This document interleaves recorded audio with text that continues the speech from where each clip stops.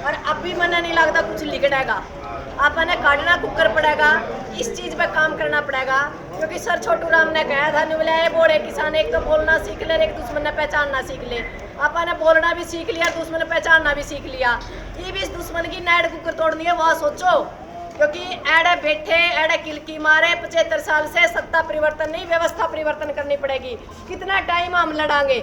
हमारे बुजुर्ग लड़ते गए, हमारे बच्चे भी लड़े, तो उसका कोई फायदा नहीं। आप लास्ट कौम हो जिसकी लड़ना पड़े। आने वाला टाइम में इसा बार तो जिसके अंदर हमारे लाखों करोड़ों जो लोग थे उन्होंने शहादत दी थी आजाद भारत के अंदर। आजाद भारत को नहीं, शर्म की बात है। ओलंपिक खिलाड़ी हैं, मेडलिस्ट, उनको रेप से गुजरना पड़ा तो आम माता बहन कहाँ है? सोचो आने वाला टाइम में ऐसा काम हो जाएगा।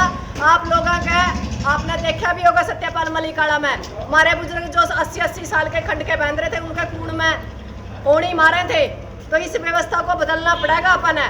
और आपकी बहू बेटी जब तक सुरक्षित है, जब तक आप सड़क पे हो नहीं, जो ओलंपिक की मेडलिस्ट है नहीं वह सुरक्षित नहीं, तो आम बहू बेटी ने कड़ा जगह है। और यदि कुछ हो गया तो यू कानून पट्टी बांधे बैठा है, यो नहीं सुनेगा किसी की। इसका समाधान यो है, बात फसलों की थी 13 महीने लड़े, बात ही नस्लों की है तो 1300 साल लड़ांगे। तो आप लोग देखो लगातार 15 दिन तक जो गुड़िया ने आगे की तैयारी करनी थी, मैदान में लड़ना था, मैदान में न लड़कर जंतर मंतर पर लड़ने लग रही है। और देश का प्रधानमंत्री ने वो डंका बाज रहा है, हाँ भाई बाज रहा है, इसके ऊपर बेइज्जती नहीं हो सकती। कि अपने गांव की, अपने छोटे छोटे गांव से उठने वाली मेडलिस्ट खिलाड़ी ने जंतर मंतर पे अपने न्याय का थर गोड्डे रगड़ने पड़ रहे हैं। सही डंका बाज रहा है, ऐसा डंका किसी देश का ना बाजे तो बढ़िया है। हमारा देश गुलाम हो चुका है, सिर्फ आधिकारिक घोषणा बाकी है। और फिर देख लो इस उचाने की एक युग अपने देना है और कुछ लंबा चौड़ा काम को नहीं करना। पर इसका थर भी असल में तो एडा अधिकारी है को नहीं। और जो से उनकी ऐसी की आदत पड़ रही है, पर इस सरकार ने और इस अधिकारियों ने बताना चाहा यू प्रशासन और यू शासन हमारा गुलाम है। हम सुई तक लेकर जहाज तक खरीदा हाँ तो टैक्स देवा हाँ। आप हमारे नौकर हो, नौकर भर के काम करो तो बढ़िया है, नहीं तो फिर ये बेजुगरा अपने संयुक्त मोर्चा का आधा घंटा का टाइम है नहीं, फिर इसका ताला मार देंगे। यू तो सफेद हाथी था, यू तो हो यार ना हो या बराबर है। पहले तो ऐसा कोई आवे को नहीं आवे तो टाइम तो पहले निकट जाए। कोई रोटी खाने का थर जावे है, कोई चाय पीने का थर जावे। इन किसान मजदूरा ने कोई टाइम नहीं, ना इनका बेचारे का रोटियां का टाइम, ना इनका चाय का टाइम, ना इनका सोने का टाइम, ना इनका खाने का टाइम।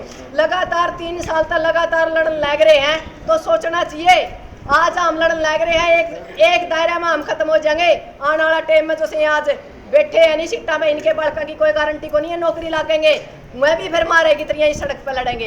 तो हमने आने वाला टाइम को देख कर नस्ल और फसल की, रोटी और बेटी की लड़ाई लड़नी पड़ेगी। इस लड़ाई का अंजाम हम 2024 में हरियाणा में अच्छी तरह पहुंचा पावा। और इसका एक ही इलाज है, कम से कम हम बाहर कुछ नहीं बदल सकते। नू गए अगर अपना घर सुधर जाए तो आधा देश सुधर जाया करे, फिर अपना बगड़ सुधारिया करे, फिर अपना गांव सुधारिया करे, फिर अपना ब्लॉक सुधारिया करे।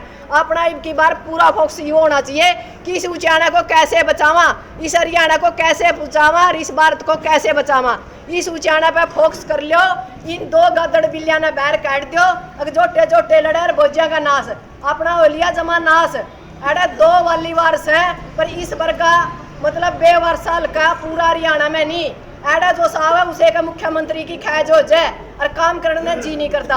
इनकी बार जो भी आवे थे या मैं कुर्ते खींच के प्रश्न पूछने शुरू कर दो और इनकी दूध न पियो, इनका जूत मारियो, जब जाके इस समस्या का समाधान होगा। फिर भी मेरे तक कोई गलती होगी हो तो मैं माफी चाहूंगी।